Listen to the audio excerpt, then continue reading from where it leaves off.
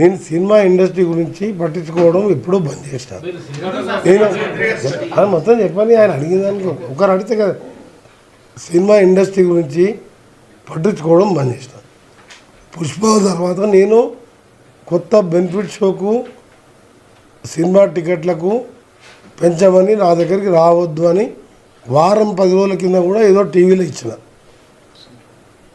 మొన్న ఆ మధ్యలో 2 రిలీజ్ కానీ, నిన్నగాక మొన్న ఒక రిలీజ్ కానీ, రేపు రిలీజ్ కాబోయే కాదు నా దగ్గరికి ఫైల్ రాలేదు.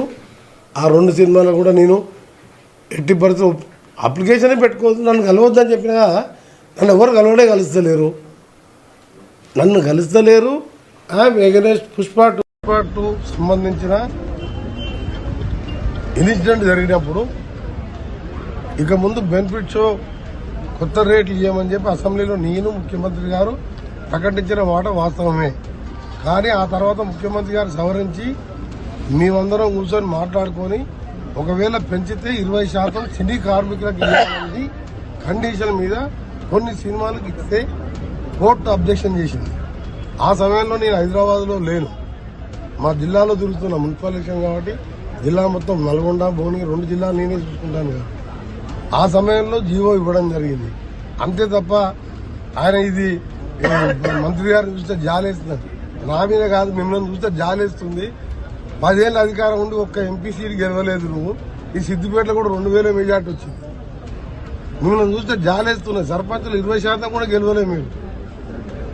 మా దగ్గర మా ముఖ్యమంత్రి గారు ఏ డిపార్ట్మెంట్లో ఇంటర్ఫియర్ కాడు. ఇది ఒక జాతీయ పార్టీ కాదు. రాజశేఖర్ రెడ్డి లాగా రేవంత్ రెడ్డి గారు కూడా సీనియర్ అయినా జూనియర్ అయినా మినిస్టర్ల డిపార్ట్మెంట్లో ఇంటర్ఫియర్ కాడు. ఆ డిపార్ట్మెంట్ మినిస్టర్ తీసుకునేదే ఫైనల్ నిర్ణయం. కానీ దానికి సంబంధించి ఆయన సినిమా ఇది గవర్నమెంటా, సర్కారా, సర్కస్ కంపెనీ ఇష్టం ఉన్నట్టు మాట్లాడుతున్నారు. అయినా కానీ వాళ్ళకి సమాధానం ఇవ్వాలంటే మాకు సమయం లేదు, వాళ్ళకేం పని లేదు. పని లేక రోజు